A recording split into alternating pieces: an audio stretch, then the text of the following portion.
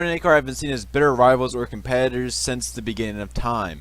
But there has been some news that has come out recently that suggests that this might not be the case anymore. Lesson from the brain, seeing the beauty through the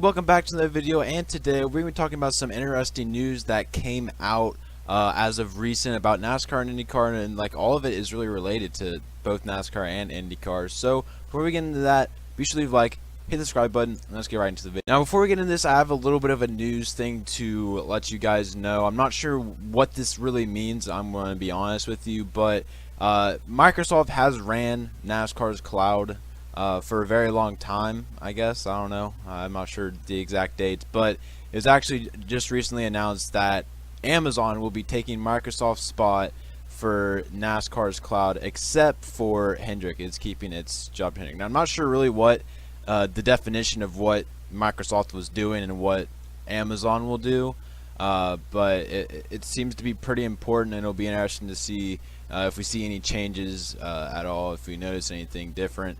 But yeah, this is just a little interesting factoid there. So our first thing here is all on Adam Stern's Twitter. Is NASCAR is said to be consulting with the Lara Group, the Italian race car developer that makes the chassis for IndyCar, to help design the new Gen 7 car, which is slated to debut in 2021. NASCAR exec team at the Indy 500 spent time with Lara on the trip. So basically what this means is that NASCAR is, going to the same people that make the chassis for IndyCar. They are asking them for tips and pointers, but that is not all to the story. I'm not sure this is related to the exact people over there, but some execs believe that NASCAR teams custom build too many parts of their cars unnecessarily, which has led to excessive spending but hasn't improved on-track action. So one of the goals of the Gen 7 project is to move to more single-source suppliers and try to reduce spending. It has been made pretty apparent. I mean, a lot of teams have been calling for less cost. There have been a lot of issues, and I mean, Furniture Row Racing is probably the biggest example of how much it costs to own a team, considering they won the championship in 2017 and 2018 they closed down.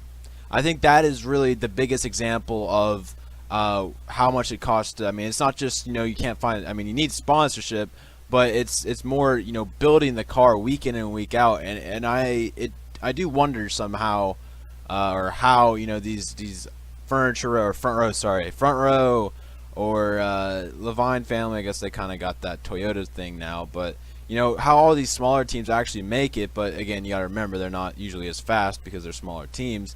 But it looks like this Gen 7 car is going to make it cost efficient. It's not going to be as expensive as so that would mean that maybe these smaller teams like I always say furniture, Front Row or Go Fast, some whoops, did not mean to do that. Some of the smaller teams there, that might give them a shot to be faster, because if you're not paying as much, that means that I don't know. You know what I mean? Like they don't pay for as good as parts. Like a team like Front Row is not paying for as good as parts as Joe Gibbs. I mean, that's apparent.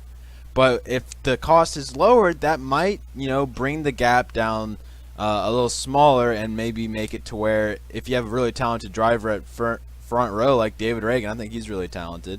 If you have him there, he could lead your team, so it could just make it to where it's a little bit more open of a field, which is always good. For NASCAR asking for some opinions from the IndyCar chassis builders, at first that doesn't sound like something that you would, I don't know, it just sounds weird, NASCAR asking for IndyCar for help in a way, but it's not bad. I mean, get as many opinions as you can get. I mean, please do so.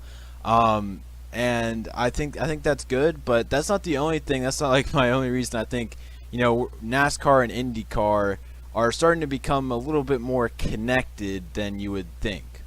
I have read the article, but I do want to give credits. I would not have added this into the video if I did not see it from Eric Estep. I read it after watching that video, but y'all, I mean, if you haven't already checked him out, go check him out. I just I don't want people to think I'm stealing. I am technically stealing, but I'm just bringing this into the discussion of, IndyCar and NASCAR becoming kind of, closer. But I do want to just clarify, yes, I did get this from Eric Estep, but I just wanted to kind of keep it, since we're in the theme of NASCAR and IndyCar, just to kind of keep it in there. So, as you guys probably know, trucks and the IndyCars are now, the IndyCars and IndyCar is having a doubleheader this weekend, as the trucks will be at Texas this Friday, and then on Saturday we will be seeing an IndyCars racing at that track. I'm not sure, is that coordinated? I'm not sure if that's coordinated or not, or that's just how it happened to be. I'm not sure.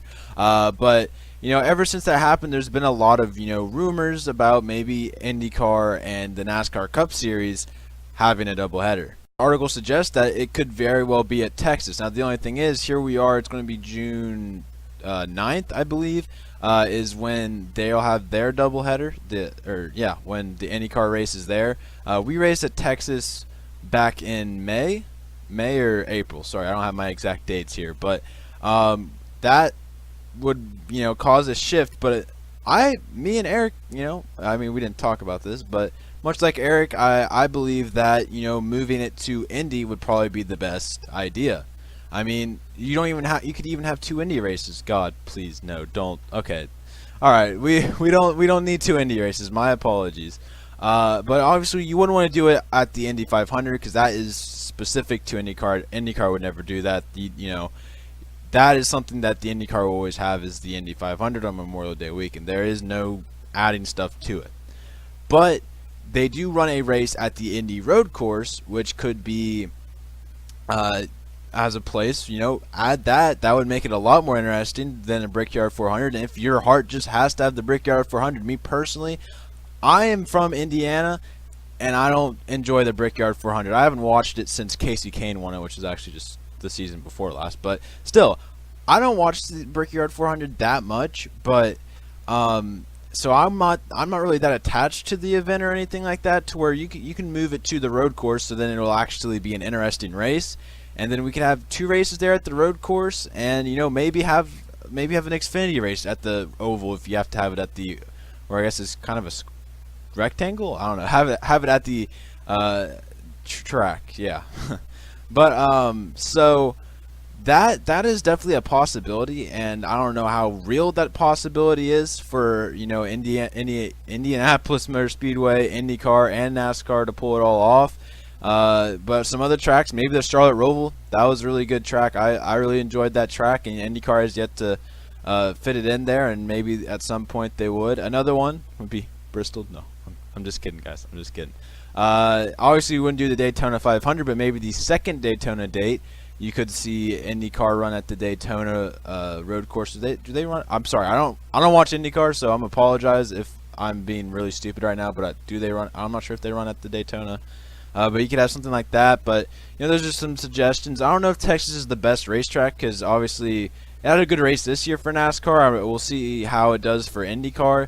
But typically, ever since the repave, it has not been the best track, the most entertaining races. So I feel like if you're going to do something like this, you should go all out and go at a track. Of course, Indianapolis for NASCAR at least would not be the best either. I feel like Indianapolis this year will very likely resemble that of Pocono this year. It's interesting. I don't know how real it is, how possible it is. I feel like at some point down the line it's going to happen, but where it's going to be at is really the main question. Like I said, I don't feel like Texas is really the place. Stands will be full, don't get me wrong. I feel like the stands will be full, and it will definitely bring new meaning. You could sell packages to both the races, but I feel like Texas is not the first impression you want to get for a NASCAR IndyCar doubleheader. Maybe if way down the line you decide to add more than just one, maybe add in Texas. But I feel like you need to go to a track that is going to bring you a show, and is going to keep the crowd on the edge of their feet, or at least should do that. And I think that is when you have an event that is a staple to go to year in and year out, and that is why tracks like Daytona, Talladega, Indy 500, even though that's why those tracks every year have great attendance, because it's a show every single year, and that's something that I think if you can go to a track with both IndyCar and NASCAR that you put on a show, then I feel like that could really start something that carries on for decades. But I'm kind of rambling on there. I'm going to go ahead and end the video. If you guys do enjoy, make sure you like, hit the subscribe button, and comment down below you guys' thoughts on the IndyCar doubleheader, or NASCAR asking for help with the chassis. Hopefully we don't go open wheel. I can guarantee we won't. But yeah, that's all I got for today. See you all later. Peace out.